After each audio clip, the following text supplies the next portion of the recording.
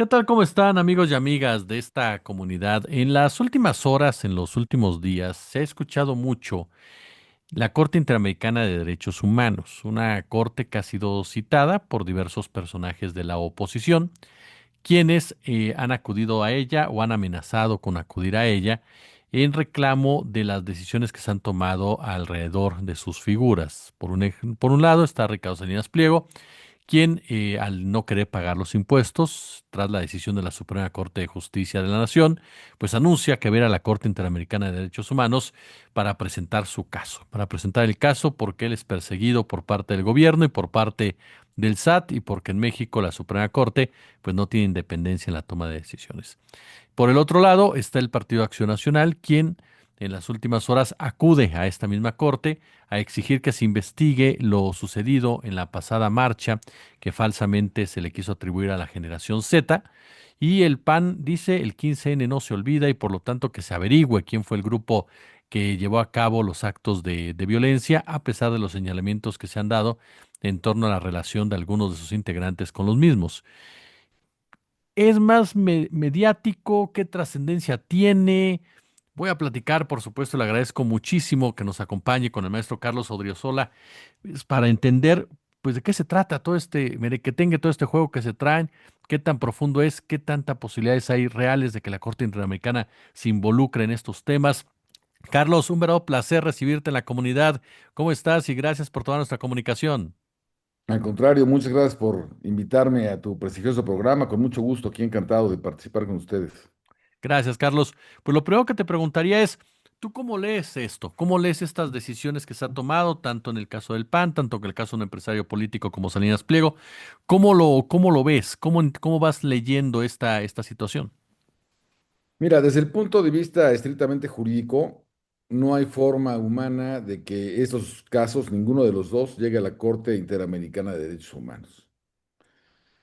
En mi concepto, pues se trata de respuestas políticas, mediáticas, que de alguna manera están tratando de ejercer o ejerciendo, pues finalmente tanto Ricardo Salinas como en su caso estos legisladores o personajes del PAN.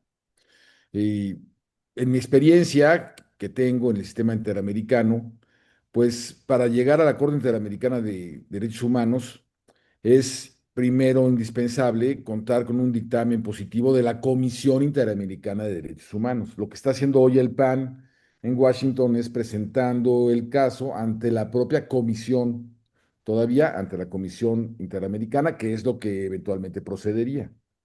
La Comisión Interamericana tendrá que hacer un dictamen y establecer si efectivamente existen o no violaciones a la Carta Americana de Derechos Humanos, al Pacto de San José, y eventualmente, si las hay y son graves y se cumplen los requisitos que establecen los reglamentos del sistema interamericano, podrá proponerle a la Corte Interamericana entonces sí que conozca del caso.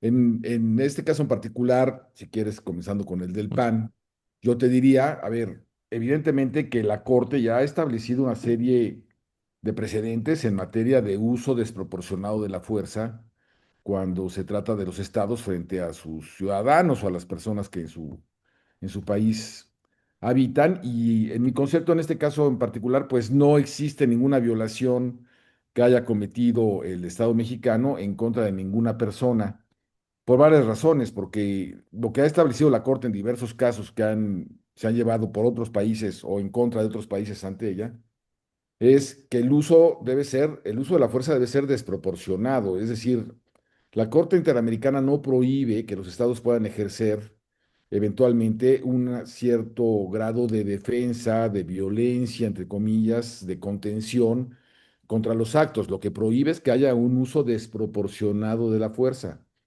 Y en este caso, si tú analizas lo que fueron las marchas, por ejemplo, este es el famoso 15N, pues fueron marchas que derivaron en actos, en principio, de violencia por parte de los manifestantes. Ya quienes hayan sido estos violentos o no, es una cuestión independiente. Lo que es un hecho es que las fuerzas del orden mexicanas, pues, respondieron proporcionalmente, desde mi punto de vista, en contra de esos manifestantes que estaban ejerciendo actos violentos. En ningún momento la Corte te va a decir a un Estado que debes de permitir actos violentos en contra de las autoridades. En ningún, en ningún caso lo va a hacer. Lo que te va a decir es que si tú vas a responder con la fuerza, tienes que hacerlo de manera proporcionada. Y en mi concepto, eso fue lo que sucedió en México. Además, si ellos se quejan no solo de que existió fuerza desproporcionada, sino que además no existen las suficientes garantías para que ese tipo de actos se investiguen, pues desde mi punto de vista tampoco tienen razón. Tan es así que se han iniciado denuncias, carpetas de investigación por las denuncias, con las denuncias correspondientes respecto de los afectados. Y pues yo no veo tampoco de que exista ninguna vulneración al derecho de las personas afectadas con ese uso de la fuerza para poder iniciar sus carpetas de investigación, para efectos de que se hagan las investigaciones y de que se continúe con los procedimientos debidos dentro del ámbito interno del Estado mexicano. Entonces, la verdad es que a mí me parece que en el caso del PAN, esa denuncia del PAN, pues no es otra cosa más que un acto mediático, ¿no? Con el ánimo, pues, justamente de generar una controversia, ¿no? Cuando menos mediática o política. Y lo mismo sucede en el caso de Salinas Pliego. Justamente los casos que se han resuelto ahora ante la Suprema Corte de Justicia de la Nación, único que están de alguna manera acreditando es de que ha habido un exceso de recursos de los cuales ha hecho uso este empresario para efectos de tratar de evadir sus responsabilidades fiscales.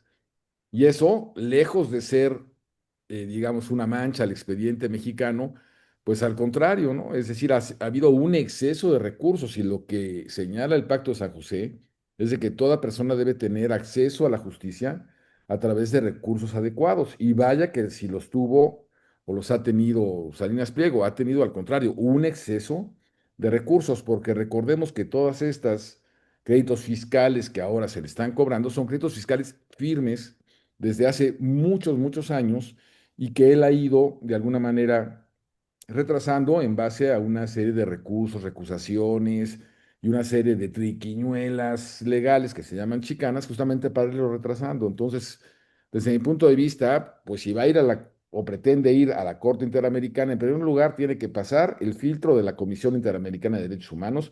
Yo creo que no va a pasar de ahí. Es decir, evidentemente la Comisión Interamericana tiene la obligación, como cualquier comisión de derechos humanos, de admitir las quejas para después valorarlas y ver si efectivamente existieron o no violaciones a los derechos humanos de las personas. Y además, en el caso de Salinas Pliego en particular, tenemos que los supuestos afectados con las resoluciones, en este caso de la Corte, pues son empresas, ¿no? Y entonces eso todavía dificulta más el tema porque no estás hablando de violaciones de derechos humanos de personas físicas, sino en todo caso de personas morales, y yo no veo, sinceramente, que exista aquí ningún tipo de violación.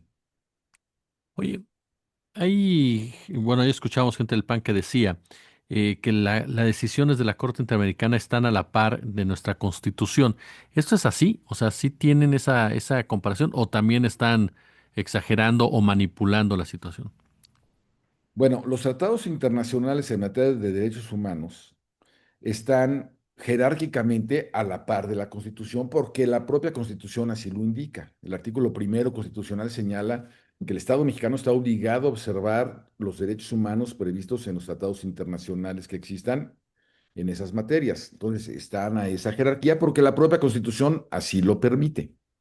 En el caso de las decisiones de la Corte Interamericana de Derechos Humanos, el propio Estado mexicano reconoció internacionalmente la jurisdicción, es decir, la obligatoriedad de las resoluciones que llega a dictar la Corte Interamericana de Derechos Humanos. Y eso, por ejemplo, ha llevado a que en casos como el caso Rosendo Radilla, cuando la Corte Interamericana condenó a México por violaciones graves de derechos humanos de justamente el señor Rosendo Radilla, pues efectivamente México reconoció esa competencia, reconoció esa sentencia y operó en consecuencia. Tan es así que reformó su artículo primero constitucional, tan es así que justamente emitió una serie de reformas, por ejemplo, a la ley de amparo, justamente para tratar de que la gente tuviera un mejor acceso y un mejor respeto al derecho, a sus derechos humanos, ¿no? Y entonces, claro, México reconoce la jurisdicción de la Corte Interamericana, pero eso no quiere decir que todas las denuncias que lleguen a la Corte vayan a proceder en contra de México y mucho menos que pasen el filtro, como te decía, de la Comisión Interamericana, que es un requisito obligatorio. Esta práctica se ha vuelto común de politizar la justicia o querer judicializar la política. ¿Y qué nos evidencia, Carlos? O sea, tú has tenido ya una trayectoria larga, te has topado con diferentes situaciones en esa lucha precisamente por el tema de los derechos humanos y demás. ¿Qué tanto contamina esto los procesos judiciales, el entendimiento de la justicia, incluso el propio diálogo? Pues mira, en buena medida a lo que juega este tipo de personas que les gusta mediatizar o politizar, digamos, todas las cuestiones judiciales, es tratar de aprovecharse un poco del desconocimiento que naturalmente la gente tiene de este tipo de procesos. Entonces, como la gente en lo general, y no tiene por qué saberlo o por qué conocer los procedimientos judiciales estrictamente jurídicos, ¿no? No tiene por qué ser un experto en derecho, pues la gente se va a lo mejor con la primera impresión que le da. Y entonces si hoy salen legisladores del PAN que se van físicamente a Washington a presentar la denuncia, pues el impacto mediático pues, es de que están los legisladores del PAN quejándose de México ante la Comisión Interamericana en Washington, cuando en realidad, por ejemplo, podrían hacerlo en línea, en un minuto, con solamente mandar un correo electrónico. ¿Y por qué no lo hacen? Porque no tiene ese mismo impacto mediático, ¿no? Entonces, eso te demuestra cómo en ocasiones no es tanto que quieran incitar, digamos, al órgano de la Interamericana de Derechos Humanos a que actúe, sino lo que quieren es una fotografía en Washington diciendo me vengo a oponer y entonces dar una nota o crear una expectativa que en realidad no va a proceder. Yo te garantizo que esa queja ante la Comisión Interamericana de Derechos Humanos no tiene forma de que proceda jurídicamente hablando porque no cumple con los requisitos necesarios para que se pueda configurar una violación grave de derechos humanos del Estado mexicano. Yo eso te lo puedo garantizar desde mi óptica. Oye, el caso Salinas Pliego en particular, ¿marca un precedente? O sea, que la Suprema Corte haya dicho se acabó como tal ya esta práctica que bien nos describías de estar presentando y presentando y presentando recursos que, digo, no es exclusiva de él. Hemos visto muchos empresarios que lo hacen constantemente, es grande, compañías grandotas y demás, pero siente ese precedente incluso para otros casos. Mencionabas en una de tus intervenciones en redes sociales que le sugiero a la gente que te siga el caso incluso de FEMSA. Mira, desgraciadamente en México existe la cultura del incumplimiento por empresas y por personas y tenemos muy acendrado ese pues esa política, digamos, personal o empresarial de no cumplas, trata de retrasar las cosas y escondámonos como las avestruces, la cabeza en el suelo y a ver qué pasa y a ver cuándo me cobran. En el caso de Salinas Pliego, en el caso de FEMSA, son procedimientos, son créditos fiscales que vienen prácticamente de décadas, es decir, de 10, 12 años. O sea, si tú te pones a pensarlo éticamente, pues no es posible que teniendo ya una sentencia que te define un crédito fiscal, por ejemplo, ¿no? De hace 10 años, pues puedas llevar 10 años en los cuales no lo cobres. No es natural. Lo natural, y lo dice la propia ley, lo dice la propia jurisprudencia, es que las sentencias deben de cumplirse, ¿no? O sea, lo natural es que las sentencias, una vez que ya son firmes, se cumplan y se cumplan con procedimientos de ejecución, pues expeditos, ¿no? Que sean reales, que realmente la justicia pueda llegar a quien ya la obtuvo en una sentencia. ¿Y qué es lo que tú ves en México en muchas ocasiones? Pues que la gente está acostumbrada, ¿no? A tratar de evadir sus responsabilidades con lo que llamamos chicanas jurídicas, ¿no? O una serie de procedimientos dilatorios en los cuales comienzas a querer evitar el cumplimiento de las sentencias de alguna u otra manera. Y eso es lo que pasa en muchas ocasiones con algunas empresas incumplidas, ojo, porque hay algunas que sí cumplen con sus sentencias en cuanto las tienen, y tratan de dilatar los procedimientos o tratan de esperar a que existan condiciones políticas que les favorezcan de alguna u otra manera, ¿no? Que haya algún cambio político, que llegue alguna fuerza política que les sea más benefactora, que les pueda incluso otorgar a lo mejor descuentos o les pueda otorgar algún tipo de prebenda para no pagar.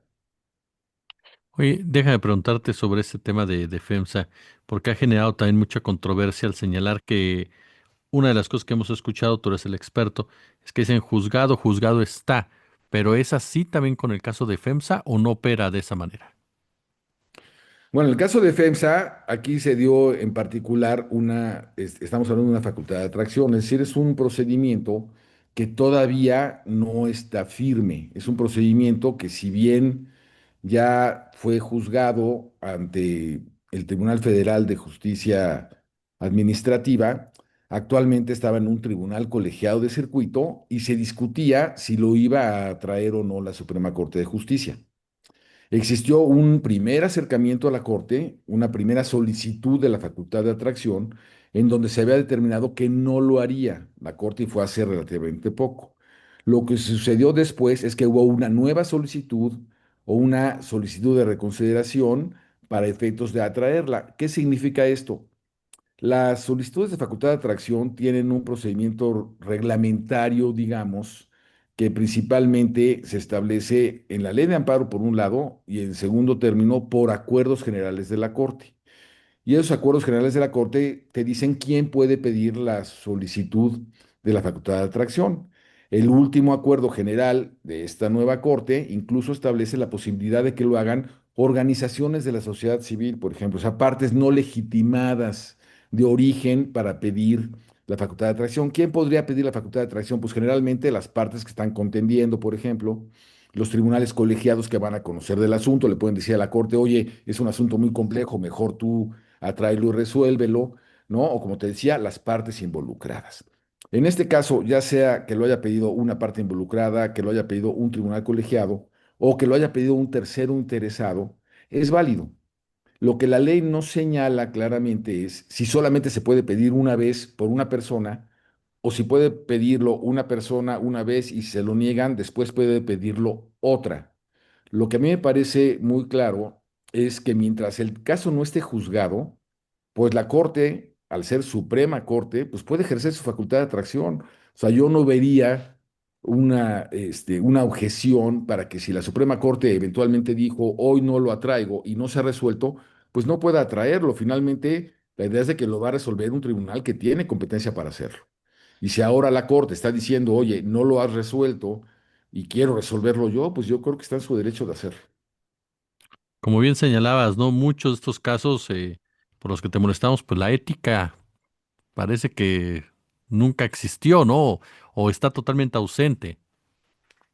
Sí, así es. Yo creo que lo que debemos de tratar de hacer es ir cambiando pues ahora sí que la perspectiva que tenemos las personas de lo que es el cumplimiento de la ley y de nuestras obligaciones.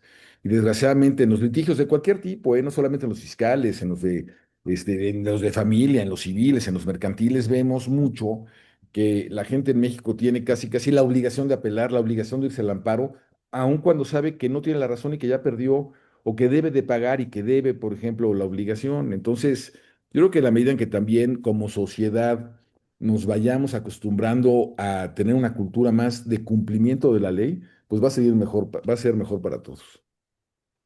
Querido Carlos Odriozola, yo de verdad quiero agradecerte muchísimo estos minutos para nuestra comunidad y que nos permitas aprender de ti. Muchísimas gracias. No, al contrario, está a la orden. Muchas gracias a ustedes por la atención.